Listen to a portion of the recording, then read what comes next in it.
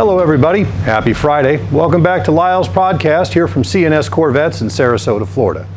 Today I'm going to respond to several requests from you, my subscribers, to talk about a basic buyer's guide for the C7 Corvette. And that's Corvettes produced between 2014 and 2019. I'm not going to get too in-depth with special editions and this, that, and the other. I'm going to cover the basics of what you need to know about that production run at this point. So, if you're going to go looking for a C7, here's some things to consider and some knowledge you need to keep back here in the back of your head. 2014, first year of production, base Stingray, coupe and convertible, both available. The car came with either the 7-speed manual or with the 6-speed automatic, which was basically a carryover from the end of the 2013 run in the C6. Shifted well, handed power well, but if you wanted to use the paddle shifters, it was like click, shift. It was not fast. You were better just to leave it in automatic mode and let it do its thing rather than trying to shift it yourself. It was a neat idea, but it really hadn't come to fruition at that point.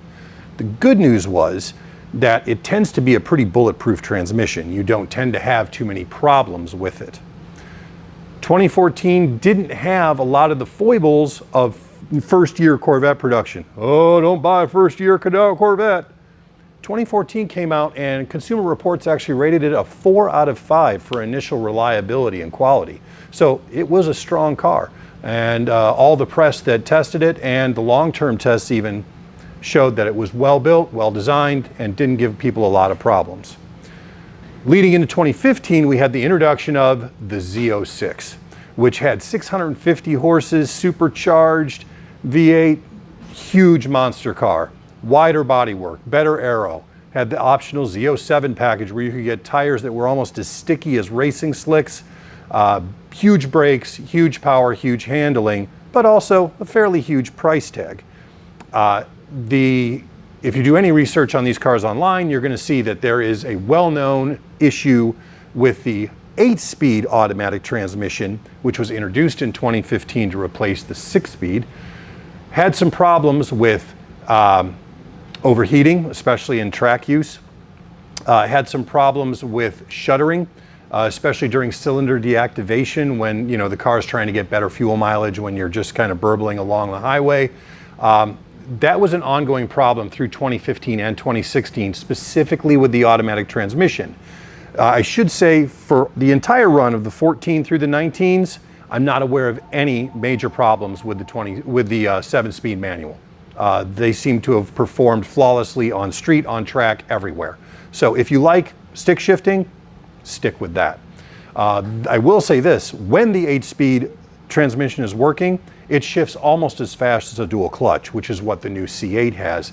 But the shifts were much more bang, bang, bang, rather than bang, wait, like the old one was. The overall car didn't change very much, at least the base car from 2014 being only the second year. Moving into 2016, you had the carryover of the base Stingray and the Z06. I will say this, remember how I said Consumer Reports rated the 2014 as a 4 out of 5 for reliability? Well, partly due to that troublesome 8-speed transmission and a few other manufacturing foibles, the 2015 and 2016 cars were rated a 1 out of 5 by Consumer Reports, which, not so good.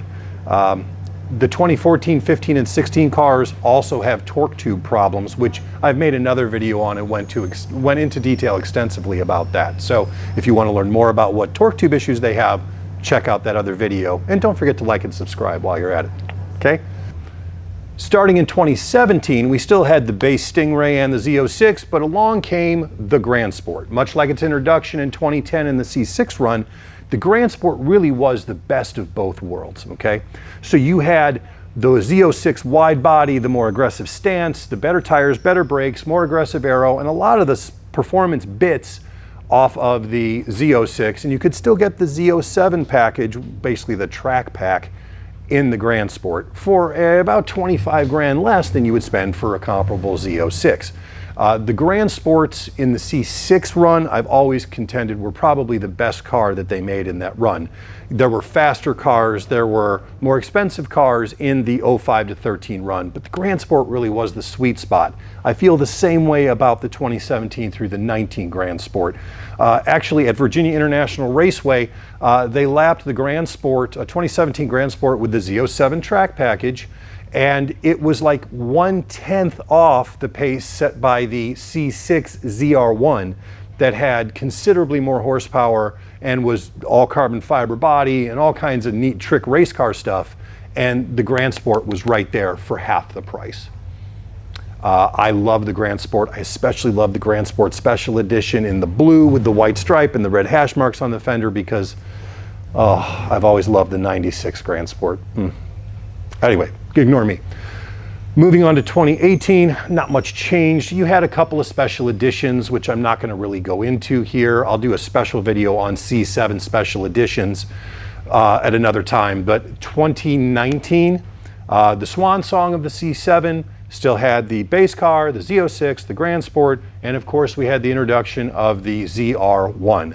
1 year only of production, basically the most powerful car that GM ever produced at that time. Probably still is the most powerful car it's ever produced until the C8 Z06 comes out, or the C8 ZR1. But it was a monster. It was an absolute monster. It did amazing things, 750 some horses. It was crazy, it was expensive, but it's gonna hold its value because it was 1 year only and they didn't make a boatload of them.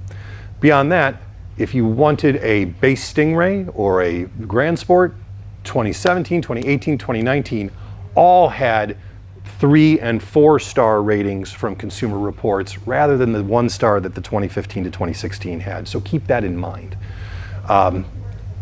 I sadly don't fit in any C7, as you've heard me lament many times on this channel. So I can't tell you about how great it drives or how great it feels because other than standing next to it, I can't participate. I know from many of the owners that I have who come here for me to service their cars and spend time with us at Sebring on the track that the C7 Grand Sport is a really great car for really pushing to the limit without having the extra expense. And honestly, 200 horses that you couldn't use anyway.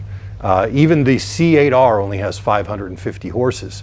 So you can only use so much horsepower on a track. Otherwise, you won't be able to reach the limits of the car, which is where you really become a great driver and learn your car's limits.